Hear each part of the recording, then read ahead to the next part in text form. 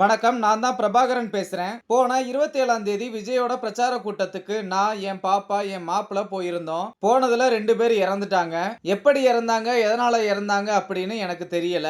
அதனால நான் சிபிஐ விசாரணை வேணும்னு சொல்லிட்டு நானாவே கேஸ் குடுத்தேன். நேத்து காலையில டிஎம்கேல இருந்து ரகுநாதன் ஒன்றிய செயலாளர் அவர் 20 லட்சம் பணம் தர்றோம், வேலை வாங்கி தர்றோம், அதை பண்றோம், இதை பண்றோம்னு கேஸ் வாபஸ் வாங்க சொன்னாரு. நான் சரின்னு சொல்லல, கேட்டுட்டு சொல்றேன்னு சொல்லிட்டேன். இப்ப பாத்தீங்கன்னா நியூஸ்ல பிரபாகரன்றவரு கேஸே ஃபைல் பண்ணல அப்படின்னு சொல்றாங்க.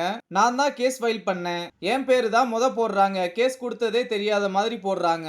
அதனால இந்த மாதிரி எல்லாம் பண்றவங்க வேற என்ன வேணும்னாலும் பண்ணலாம். நானும் எங்க அம்மாவும் மட்டும் தான் இருக்கோம். எனக்கும் எங்க அம்மாவுக்கும் உயிருக்கு உத்தரவாதம் வேணும். இதெல்லாம் பண்றவங்க என்ன வேணும்னாலும் பண்ணுவாங்க. அதனால எனக்கும் எங்க அம்மா உயிருக்கும் உத்தரவாதம் வேணும். அதுக்கு சுப்ரீம் கோர்ட் தான் ஏதாவது பண்ணணும்னு கரூர் சம்பவத்துல 2 உயிர்களை இழந்த பிரபாகரன் என்பவர் வீடியோ வெளியிட்டு பேசியிருக்கிறார். தற்போது இந்த வீடியோவானது இணையத்தில் வைரலாகி வருகிறது.